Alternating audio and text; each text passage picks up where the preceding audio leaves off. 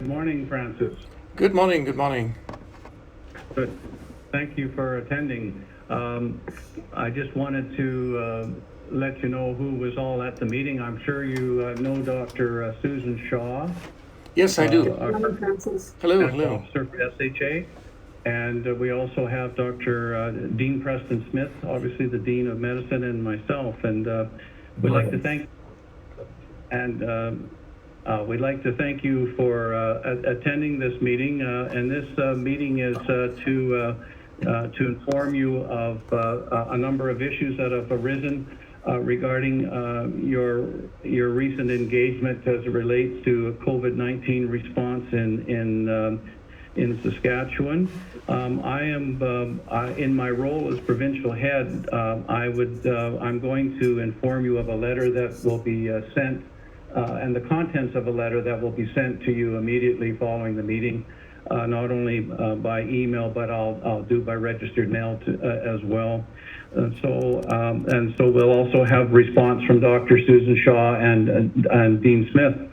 So without any further ado, Francis, in my role as provincial head of the Department of Surgery, I'm notifying you that the College of Medicine has received information that you are engaging in activities designed to discourage and prevent children and adolescents from receiving COVID-19 vaccination, contrary to the recommendations and pandemic response efforts of Saskatchewan and Canadian public health authorities. In addition to questions regarding your media and social media activity relating to vaccination, it is of significant concern that you actively participated in recent demonstration at a Saskatoon high school, and that this demonstration was designed to persuade youth to decline vaccination. This information raises serious questions as to whether you are engaging in unprofessional conduct contrary to individual and public safety. In light of this information, an investigation by the College of Medicine will proceed under the Procedures Manual for Medical Faculty. I will be sending you a copy by email with the letter of the Procedures Manual to enclose that in a package. But due to the serious nature of these concerns, your academic responsibilities are temporarily and immediately suspended pending the outcome of the investigation. That also means that there will be no involvement clinically or academically with any learners, whether it be students or residents. This also includes suspension of your academic responsibilities as Quality Improvement and Patient Safety Director and Director of Surgical Humanities. You are entitled to an appeal to the Academic Clinical Relations Committee Complaints and Appeals Subcommittee for review of this decision to suspend your academic responsibilities. You should note that the College of Medicine is not suspending the payment for services you would otherwise have received under your ACFP during this investigation period. And the College of Medicine will be in touch with you regarding next steps in this investigation. Maybe at this point, just to reiterate, so at this point in time, your academic responsibilities are temporarily and immediately suspended pending the outcome of the investigation. I will be speaking with Dr. John Shaw, the ADL and Division Head of General Surgery, on how this affects your current duties. I'm fully aware of the issues regarding learner involvement with the ACS and trauma service, and we'll work through this. Obviously, you'll be looking after your own personal elective patients, but from a learner perspective, both clinical and academic activities are suspended, as mentioned, your responsibilities as Director for Quality Improvement, Patient Safety, and Surgical Humanities. I'll maybe stop there and ask Dr. Susan Shaw to make further comments. Good morning, Francis. Can I just say something here, please? Can I say something? Yeah. On what basis are you essentially not allowing me to work? It's because you're allowed to work, Francis. You're not allowed to use your academic faculty appointment based on the suspension. That's all within the letter, and that will be part of the investigation and the review. Yeah, my role in the hospital is an academic role. It is, and it's suspended yes. at this time. So Yes. what you're saying is basically you're not letting me work. No, that is not true. Yes. That is not correct. And I will let you know the outcome of the next part, which is for me to share with you that we're not impacting your privileges. We have not impacted your license. We have not impacted your ability to work. But I do need to let you know that based on the letter within your language, I'm giving you 90 days notice of termination without cause of the contractual relationship between the health authority and yourself under your language of clause 5.2 of the signed agreement between us. One of We you has hereby just give you spoken. notice that the agreement Can I will just terminate say- on ask September something? 21st, 2021. Your privileges at this time are not impacted. However, this notice is given without prejudice, and we remain all of the rights, powers, privileges, remedies, and/or defenses which the SHA currently has within the privilege system outlined within the bylaws. These are all at this time expressly reserved. You remain able to practice as a surgeon after September 21st, but not in a contractual relationship with the health authority. So You two will of receive a you. written copy of this by email and by registered mail immediately following this meeting. So is this? What is this? Am I allowed? Why are you meeting with me if you don't allow me to speak? This is this is to give you the information, Yeah, and now you're able to you can speak. send me a letter. I mean, I know your faces really well, so Yeah. I mean, there's no need. If you don't let me speak, I mean, this is You can speak now. This is exactly the problem, isn't it? You're censoring people, not allowing people to speak. You're not allowing people to protect the vulnerable. It is not only a very unprofessional thing. It is also contrary to informed consent and the basic principles of medicine. You are violating all of those principles. Did you know, by the way, did you know, any of you, that the WHO has asked that children do not be vaccinated?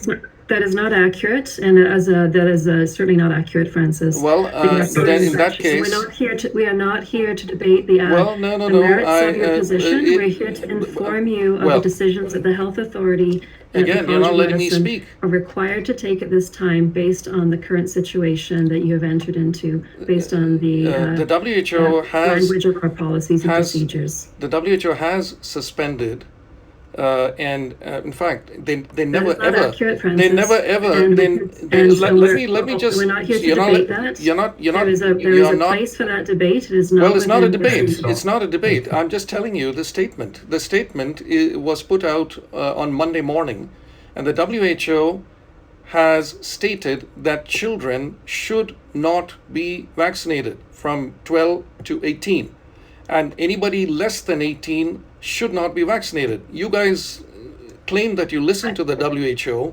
No, And- Francis, and the I would like WHO to speak. Well, you've spoken now for 90% of the time, so it's only fair that I can speak as well. So, Francis, I would like to speak. I haven't spoken yet. Yeah, but can I just? I mean, you've basically read out some indictments against me. This is exactly the sort of panels that were set up in the Soviet Union and in Nazi Germany against academics. These are the type of panels anyway. I'm not saying that you're Nazis or Soviets, but it's really disturbing, isn't it? I mean, that because I call for informed consent from parents and children, I am essentially not being allowed to practice and to teach residents and to teach students. This is disturbing, dystopian, and it's just not acceptable. So, Francis, as I said, I would like to speak. The purpose of this meeting is to inform you of the actions that the College of Medicine has taken at this time, and in likewise, the SHA has taken. And certainly the provincial head is here because he represents both organizations to the Department of Surgery. I am here, as is Susan, to support provincial head. the decision with regards to the suspension of your faculty appointment is temporary pending an investigation, and you will have your opportunity to make your arguments.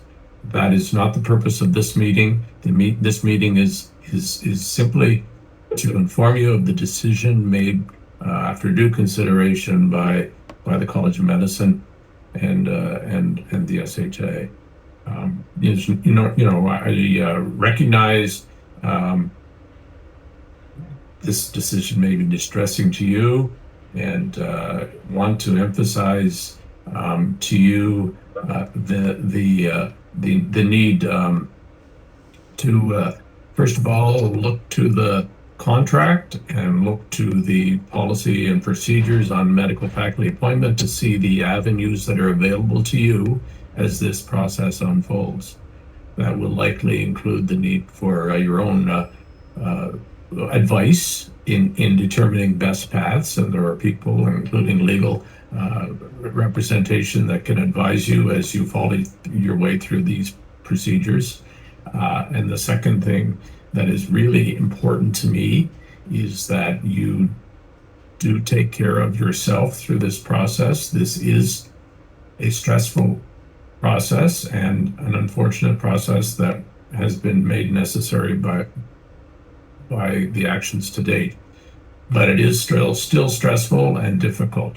So in that realm, there are many supports available to you, and particularly the physician health program. Okay, I just have to say something because Francis, I'm speaking. Well, and I will finish speaking, and then you can speak. I have to say that I'm not distressed at all. I will finish speaking, and then you can speak. I'm not distressed at all. I will understand. You don't have to shout over me. That's your choice, but I simply want to make sure you know those supports are available to you. Well, I'm not distressed at all. It's good to be on the right side of history and to go to sleep with a good conscience. I'm thinking you guys must be really distressed because you're going against science, you're going against the WHO, and you are trying to essentially you're basically doing your best to censor and to silence and to muzzle, intimidate, and essentially physicians, scientists, and people around the world who are calling for adolescents and children not to be vaccinated. The very fact that you don't know, let me finish, because I know that you all want to jump in and cut me off. The very fact that you don't know that the WHO came out on Monday morning with the recommendation not to vaccinate 18 and under shows that you're living in a dystopian bubble. You're only speaking to echo chambers. You don't know the level of support I have. You don't know how many surgeons, physicians, scientists in Saskatchewan, across Canada, who have reached out to me in support. You just don't know. You're living a fantasy world of self-congratulatory messages. It's really shameful.